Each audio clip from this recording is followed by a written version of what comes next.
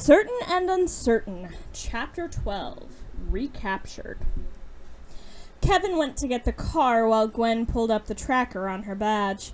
When he pulled around the rubble, Azimuth jumped off Jen's wrist, the Omnitrix looking shiny and new, as if nothing had happened.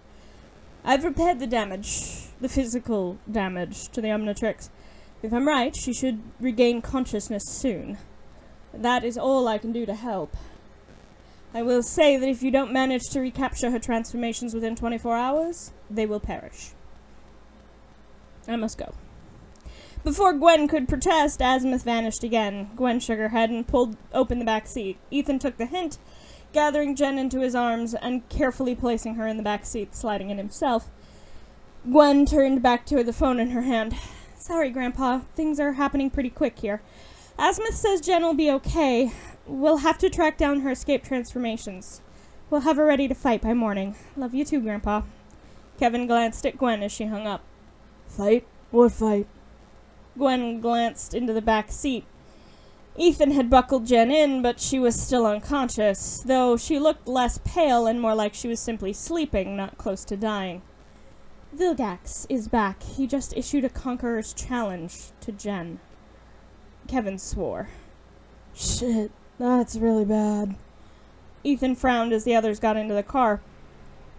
What's a Conqueror's challenge? Kevin took a deep breath.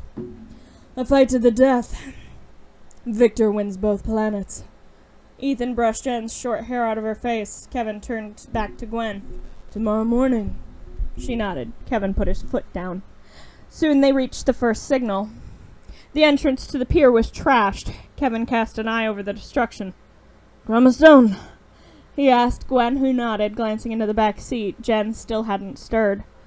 Wait here with her. Not much a blaster can do against Chromastone. Ethan frowned, but nodded. Kevin stepped out of the car. Gwen caught his stone hand. Are you okay? Kevin shook his head. No, the blowback from the Omnitrix mutated me. Again. If I ever see 6-6 again, I'm ripping him apart piece by piece. Gwen squeezed his hand. I'll hold him down for you. Kevin laughed, and the two of them headed to the pier. Jen stirred and groaned. Ethan sat up. He'd been leaning on the door, trying to see what was happening inside the pier. Jen? She groaned again. Please wake up.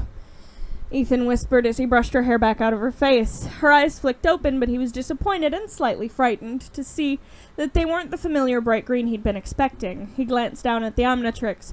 Just like the blank eyes staring at him, it was glowing yellow. Ethan snapped back to reality as the car shook violently. He looked out his window and spotted Kevin pulling himself up off the asphalt. A snap caught his attention. He turned and grimaced. Jen had somehow snapped the seatbelt and was reaching for the door. Wait! He swung his door open before she could do something else to Kevin's freshly rebuilt car. She took the offered opening and lunged out of the car, rolling on impact with the pavement, circuit lines glowing an eerie yellow on her skin. Kevin had to duck out of the way of a blast from Chromastone, but Jen didn't seem to care. She ran straight for the escape transformation as Gwen stepped up onto the pier, soaking wet from head to toe as if she'd been tossed into the water. What's happening? You were supposed to watch her! Gwen called out to Ethan, who shrugged.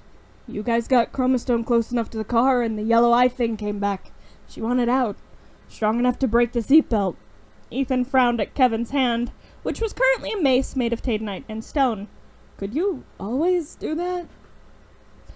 Don't think so. He shrugged, shaking his hand, which shrunk back to the stone it had been before. Jen dodged another blast. Chromastone roared and threw a direct punch.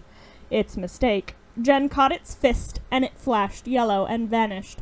This time, though, only Jen's knees went out. The other three rushed to her side. Jen? Ethan's question was hesitant. She blinked at him. Her eyes were green again, but slightly glassy. What happened? Weren't we at Mr. Smoothie's fighting 6-6 and Crab? When did we get to the pier? Ethan helped her to her feet as Gwen and Kevin shot each other confused, worried looks. Jen seemed to be regaining her footing, though. She blinked at Kevin. Kev? What happened? Kevin shook his head. Not important right now. We have 2 other transformations to track down. Get in the car. Ethan helped Jen do just that before she could ask anything else. Gwen pressed a kiss to Kevin's cheek. We'll find a way to fix this, I promise. He nodded, taking a shaking breath. Gwen gave Jen the short version of what had happened as they raced off after the next signal. So, I have to fight Vilgax in, she checked the clock on the radio, 3 hours to the death, or forfeit the planet? And I feel like someone ripped my kidney out because I'm still missing 2 transformations? Gwen nodded. That about sums it up, yeah.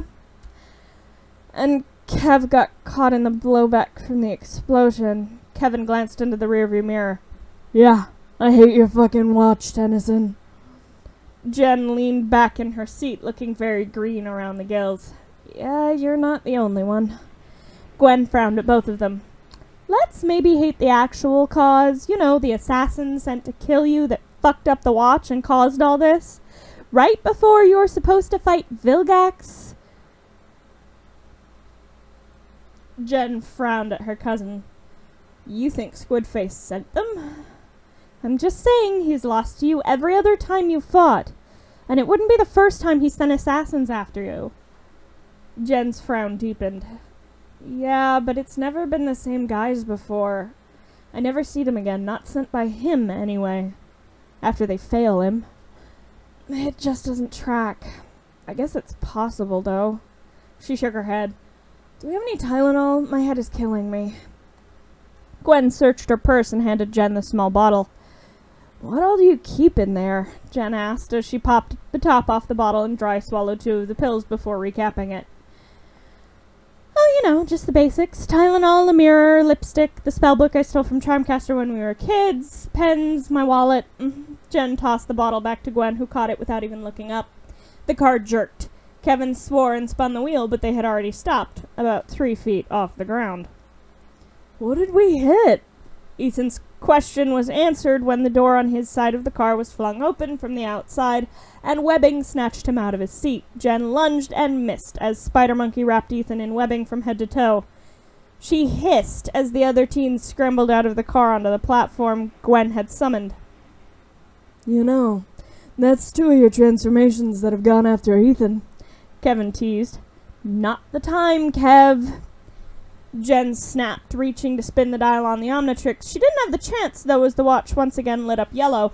Spreading out to her skin and eyes, she lunged at the arachnochimp. Gwen shook her head as her currently yellow-eyed cousin wrestled with webbing. Okay, so if this never happens again, it'll be too soon. She reached out with her mana and snatched the still-trapped Ethan from the web. Kev held up his metal hand and frowned. I wonder... He seemed to concentrate. His hand morphed into a large pair of scissors. He snipped away the webbing, and Ethan shook out his arms. That was less than pleasant. Gwen shrugged. Try getting stinkfly goo out of your hair. That's unpleasant. Ethan glanced over at the web. Jen, yellow-eyed and once again not quite herself, was caught by the foot and seemed to be able to tear apart the webbing Spider Monkey was shooting at her. Should we help? Ethan asked a little nervously. Why is it acting like that anyway? Jen never goes feral when she transforms.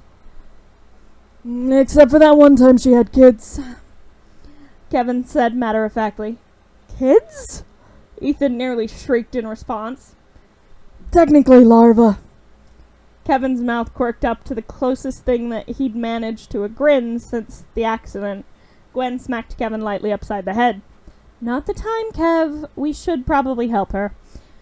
But as they turned back to the web again, they were greeted by the sight of a very frustrated Spider Monkey lunging at Jen. As it slammed into her, it dissolved into yellow light, just like the others had, leaving Jen dangling in the webbing by her foot. She took a deep breath.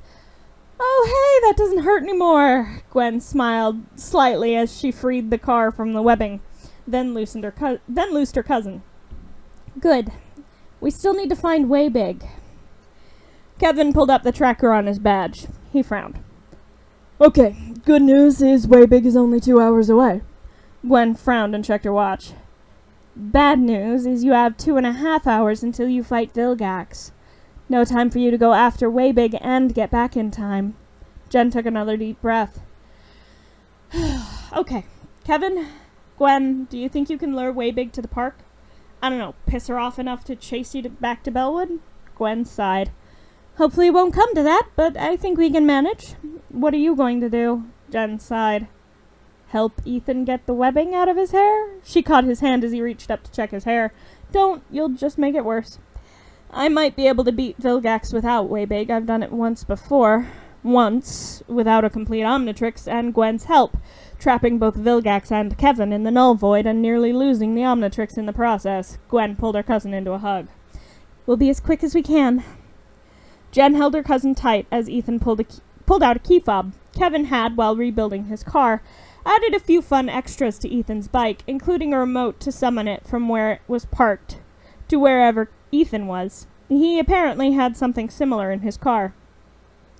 He'd even added a hollow projector to it so it didn't look like the bike was riding around on its own. In a few minutes it arrived and Ethan fished 2 helmets out of the saddlebags. He handed one to Jen. She looked back over her friends. Good luck. Right back at you, Tennyson. You're gonna need it. Kevin said, stepping back into his car. Gwen nodded and got in after him. The team set off in opposite directions. None of them said it, but all of them were wondering if they'd ever see the others again. Chapter 13. Shattered. When they arrived at Jen's house 20 minutes later, Jen had to help Ethan take off his helmet. Her parents were out of town for her dad's job again, so they had the place to themselves. Grab a seat, Jen said, nodding to one of the chairs at the dining room table. Ethan did as he was told. So, how do you get webbing out of hair? He called as Jen slipped into the kitchen. Same way you get gum or peanut butter. Same way you get gum out of hair, the brunette said, coming back with a sealed jar of peanut butter. Ethan laughed. Are you serious? Yep, she said, pulling the lid off the jar and scooping some out with her fingers before attacking his hair with it. They fell into silence for a while as Jen worked the webs out of his hair with the peanut butter. I'm gonna smell like peanuts for days, huh?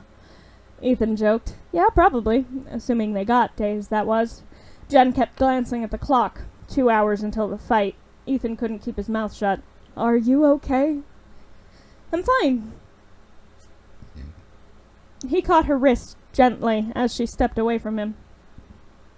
It's okay not to be okay.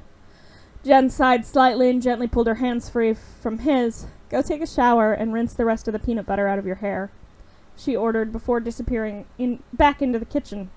Ethan had no choice but to obey. When he came back nearly 20 minutes later, Jen was sitting on the couch watching sumo slammers. Ethan ran a towel through his hair again. Having fun? Jen smiled at him. It was only a little bit strained. It's my favorite episode. Did you know they're making a movie? Ethan shook his head. Live action? Jen nodded. Yeah, looks really cool. They lapsed back into silence as Jen refocused on the episode. He sat down next to her and she leaned against him. You do still smell like peanut butter. She laughed and he hesitated before slipping an arm around her. There are worse things. At least neither of us is allergic. She laughed again. They stayed that way for 2 episodes of the half-hour show. Jen clicked off the TV after that. We should head out. It's a 15-minute drive. Ethan nodded. Jen must have cleaned the inside of his helmet while he was in the shower. It, too, smelled like peanut butter. But at least it didn't stick to him. Jen seemed to hold him a little tighter than normal as he drove his bike. They managed to sneak through one side of the energy dome. A lot of it was surrounded by reporters. There was quite a heavy police presence, and even what looked like the National Guard. No one seemed to want to go through the barrier, even though it was simply designed to keep things from leaving once inside, not to keep them from entering.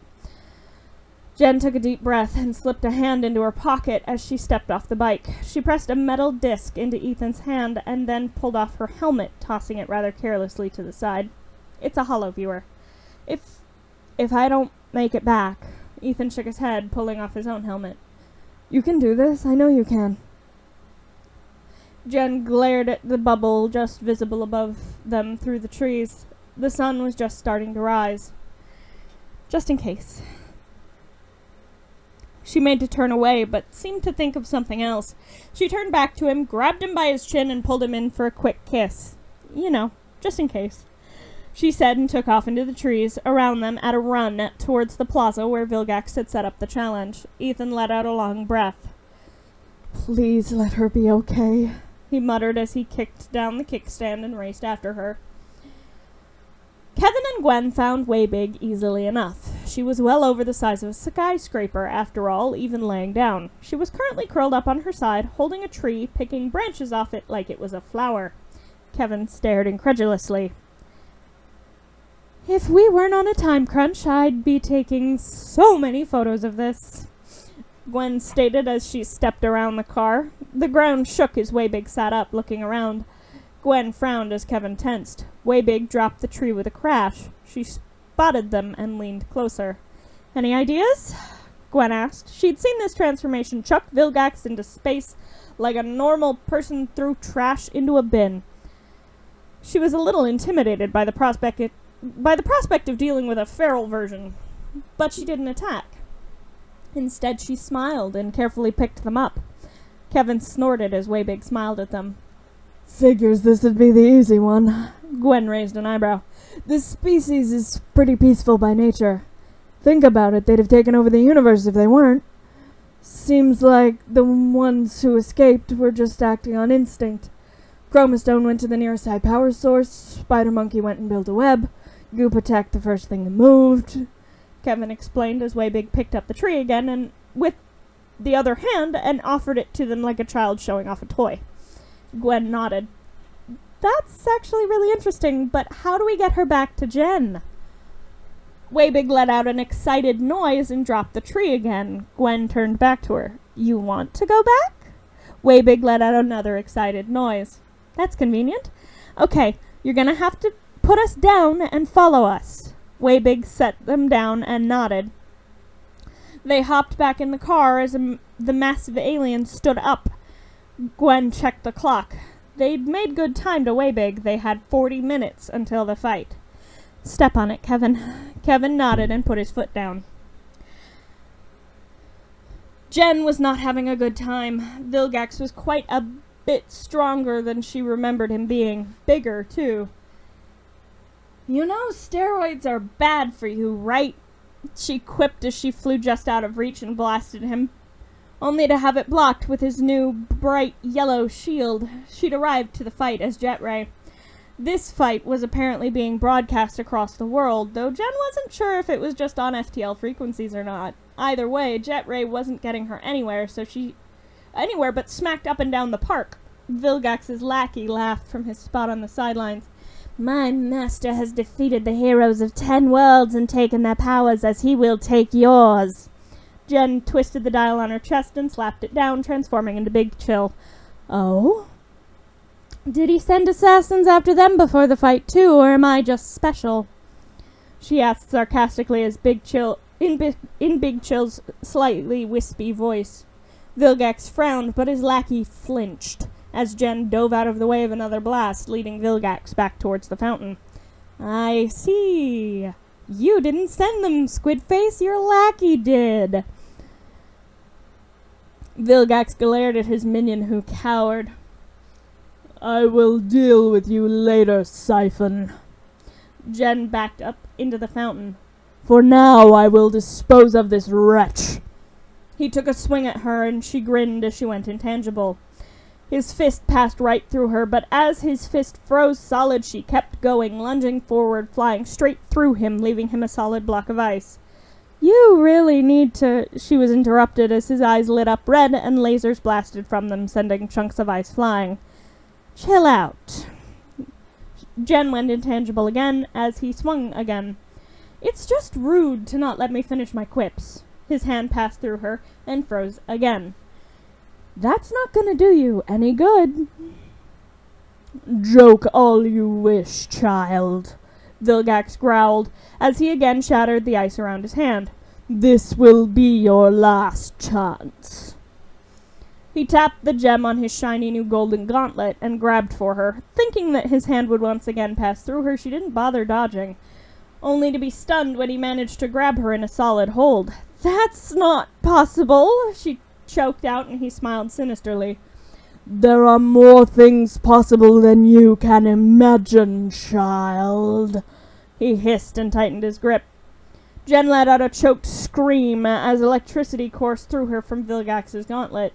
Writhing in her enemy's grip, she solidified and managed to breathe out enough to coat the gauntlet in ice.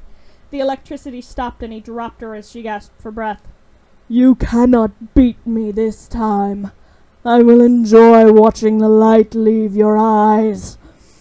Jen rolled out of the way, her wings still spasming from the electricity, too much to let her take to the air again.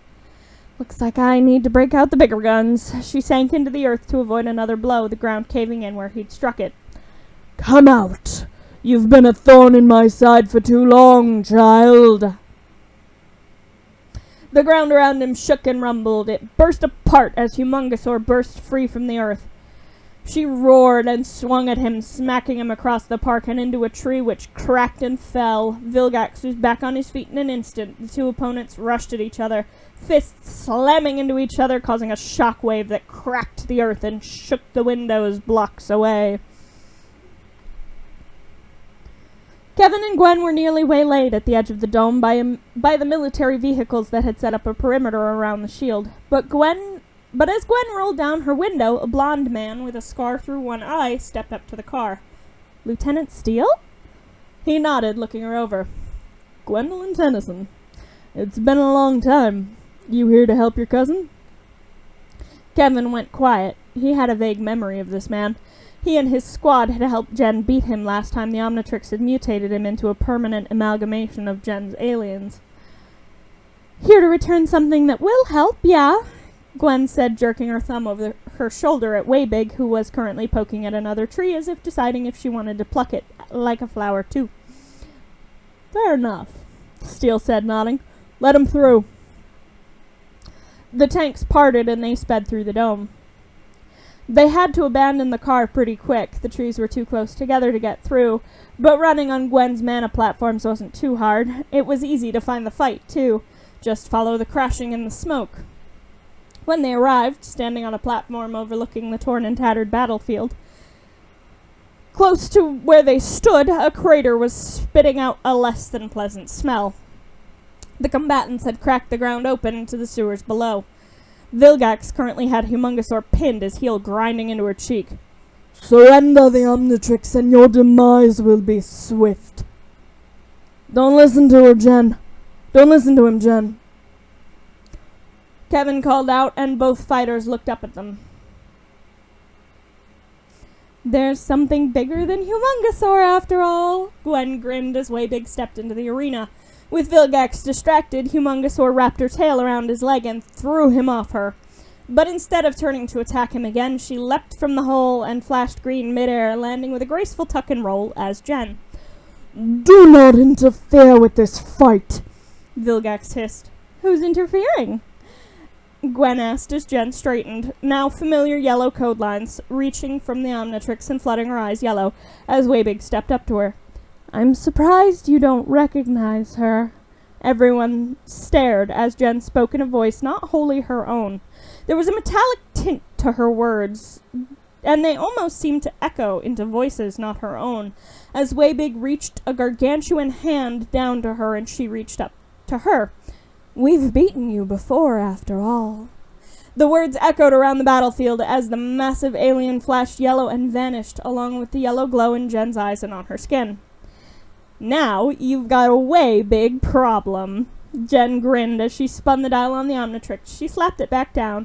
Green lights flashed again, but instead of the skyscraper-sized form of Waybig, the pink and black rock of Chromastone glimmered in the early morning light. Her cyclopic eye glared down at the Omnitrix symbol on her chest. "Whose side are you on?"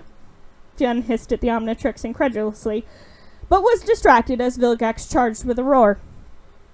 She can make this work, she decided as she blasted him back across the park and into the small monument that stood at the center, which crumbled on top of him. Jen leapt after him. Gwen spotted Ethan running through the bushes trying to keep up with the fight and lifted him with ease as she and Kevin raced along the platform after platform. Thanks. He panted, out of breath but still managing to keep up with them as they raced along the mana platforms towards the center of the park. Max loaded his sidearm and nodded to Cooper.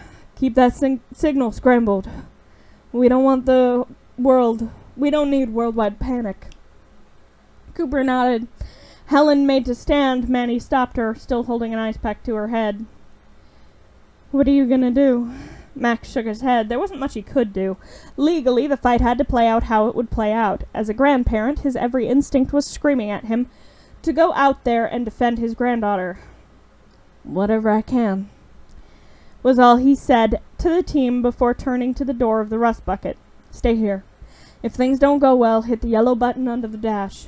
Pierce nodded, looking pale. Max stepped out of the RV and raced off towards the fight. The yellow button was a new failsafe he'd built into the rust bucket after the war with the Highbreed. It would teleport everyone inside the RV to a small Plumber satellite newly installed in Earth's orbit. From there, they could save as many people as possible before Vilgax enacted his destruction of Earth and escaped to a nearby Plumber base. He hoped they wouldn't need it. He broke through the trees just in time to spot Kevin, Ethan, and Gwen standing on a hovering platform overlooking the battle. Chromastone was blasting at full power, the beam striking and advancing Vilgax, who was using a Tadenite sword to deflect the beam around him. The beam stuttered and failed as Chromastone fell to its knees.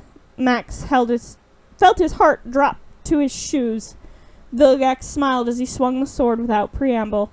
Jen didn't even have a chance to cry out as the sword struck her shoulder, and she shattered. Silence reigned.